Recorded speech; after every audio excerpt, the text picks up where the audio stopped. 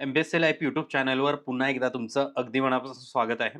मित्रांनो, पुन्हा group C जी काही परीक्षा आहे, तर त्या ग्रुप सी परीक्षामध्ये काही पदं ॲड झाले. सर्वांचं आपलं आवडतं पद म्हणजे तलाठी. तलाठीचे तब्बल 1539 पदं आपल्याला ग्रुप सी या परीक्षेमध्ये ॲड होताना दिसत आहे. म्हणजे काय, आता पुन्हा मुदतवाढ देण्यात आलेली आहे फॉर्म भरण्यासाठी. 5 ऑगस्टपर्यंत आपल्याला फॉर्म भरता येणार आहे. तर याच्याच अनुषंगाने मी हा एक व्हिडिओ तुमच्यासाठी बनवतोय.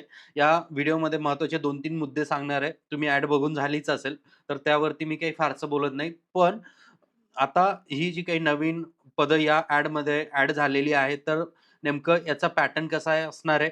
त्याचसोबत आता काही विद्यार्थ्यांनी अगोदर फॉर्म भरलेले किंवा काही विद्यार्थ्यांनी फॉर्म भरलेले नाही. तर काही विद्यार्थ्यांनी जे काही फॉर्म अगोदर भरले होते, तर त्यांचं असं म्हणणं झालं, कारण की त्यांचे मेसेज पण आले, की आम्हाला आता नव्याने फॉर्म भरावी लागेल की किंवा तोच फॉर्म आपला कंटिन्यू होणार आहे. तर असे काही प्रश्न होते. तर त्याबद्दल मी या व्हिडिओमध्ये सांगणार आहे.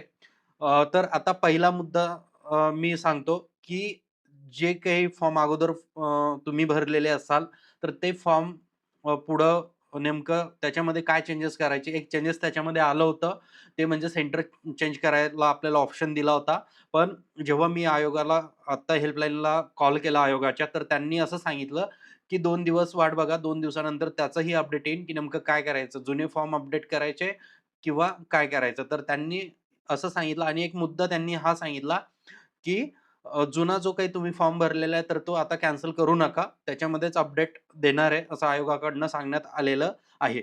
आता दुसरा मुद्दा, तलाठी जी काही परीक्षा आहे, तर आता ती मर्ज झाली आपली ग्रुप सीमध्ये. इतर काही जे पद आहे, तर ते सुद्धा याच्यामध्ये मर्ज झालं. खाली तुम्हाला दिसतं इथं महसूलचं म्हणजे तलाठी 1539 पदं, वरिष्ठ अभिलेखापाल, वरिष्ठ लिपिक अभिलेखापाल गटकाचं 11 पदं असेल, सहाय्यक अधीक्षकचे 11 पदं, सहाय्यक मत्स्य व्यवसाय विकास अधिकारी 254 पदं, लिपिक टंकलेखक आपलं इकडे लिपिक टंकलेखक वेगवेगळ्या विभागामध्ये जे काही पद आहेत, तर इथं तुम्हाला दिसत असेल. त्यासोबत महसूल व वन विभागामध्ये लिपिक टंकलेखक, नोंदणी व मुद्रांक विभागामधले 339 पदं, अशी हे टोटल 3088 पद आहे. हे पद जे होते, तर ते सरळ सेवेचे पद होते. तलाठी आपल्याला माहीतच आहे, सरळ सेवेचे पदं होते, म्हणजे सिंगल एक्झाम होत होती. तर आता यांचा जो काही एक्झाम पॅटर्न आहे, तर तो सुद्धा ग्रुप सी सारखा झाला आहे. म्हणजे ग्रुप सीचे जे काही पेपर होत होते, प्रिलिम्स, मेन्स या पद्धतीने, तर सेम तसेच पेपर होणार आहे. एकच पेपर असणार आहे. प्रिलिम्सचा 100 क्वेशन 100 मार्क्ससाठी. मेन्सचे पण सेम पेपर असणार आहे. 100 क्वेशन 100 क्वेशन 200-200 मार्क्ससाठी. तर पॅटर्न जो आहे ग्रुप सीचा, तर तोच पॅटर्न इकडे लागू असणार आहे. वेगळा काही पॅटर्न नाहीये. फक्त काय झालंय, की ही पदं ग्रुप सीमध्ये ॲड झालेली आहे. आता इथं महत्त्वाच्या ज्या काही गोष्टी दिलेल्या आहेत, तर याच्यामध्ये अ, जाहिरातीमध्ये नमूद वयोमर्यादा गणण्याचा दिनांक जो दिलेला आहे, तर याच्यामध्ये दिलंय, की तलाठीच्या बाबतीमध्ये 5 ऑगस्ट 2026 पर्यंतचं तुमचं वयोमर्यादा त्यांनी सांगितलेली. त्याचसोबत राज्य ग्राहक तक्रार निवारण आयोग, ज्याच्यामध्ये आपण बघू शकतो वरिष्ठ अभिलेखापाल, वरिष्ठ लिपिक. तर यांचं काय, तर 1 ऑक्टोबर 2026 अगोदर शासन सेवेत अ, असलेल्या उमेदवारांच्या बाबतीत कमाल वयोमर्यादा 5 वर्षापर्यंत शिथिल राहील, असं हे म्हटलेलं आहे. ग्राहक तक्रार निवारण आयोग मुंबई यांचं जे काही पद आहे वरिष्ठ अभिलेखापाल, तर त्याबद्दल असंही इथं काही महत्त्वाच्या गोष्टी दिलेल्या आहेत.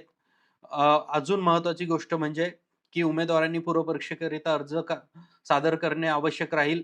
आता हे आवश्यक का राहील, की आता जी काही पहिली ॲड आलेली होती, त्या पहिल्या ॲडमध्ये काहींची जी काही पात्रता होती, तर ती बसत नव्हती. त्यामुळे त्यांना फॉर्म भरता येऊ शकत नव्हता. जसं त्यामध्ये आपण म्हणू शकतो, की समजा एक्साईज असेल, एएम-व्ही-आय असेल, तर असे जे काही पद असेल, तर त्यांना एक विशिष्ट काय लागत होतं, तर क्वालिफिकेशन लागत होतं. पण इथं जे काही पदं आता दिलेले आहेत, तर त्या पदासाठी कोणत्याही शाखेतील पदवी चालणार आहे. फक्त एक 4 नंबरचं जे काही पद आहे, सहाय्यक मत्स्य विकास यांचं पद, तर त्याच पदासाठी थोडं टेक्निकल क्वालिफिकेशन लागणार आहे. बाकीचे जे काही पद आहेत, तर त्यासाठी प्लेन डिग्री चालणार आहे आपल्याला. तर त्यामुळं जर का टेक्निकल बॅकग्राऊंडवाल्यांनी पहिले, म्हणजे ज्यांच्याकडे टेक्निकल बॅकग्राऊंड नव्हतं म्हणून त्यांनी फॉर्म भरला नाही. अ, आता त्यांना फॉर्म भरता येणार आहे, कारण की ज्यांच्याकडे प्लेन डिग्री आहे, प्लेन क्वालिफिकेशन झालेलं आहे, तर त्यांना फॉर्म भरता येणार आहे आणि आता त्यांना हे फॉर्म भरणं गरजेचं आहे.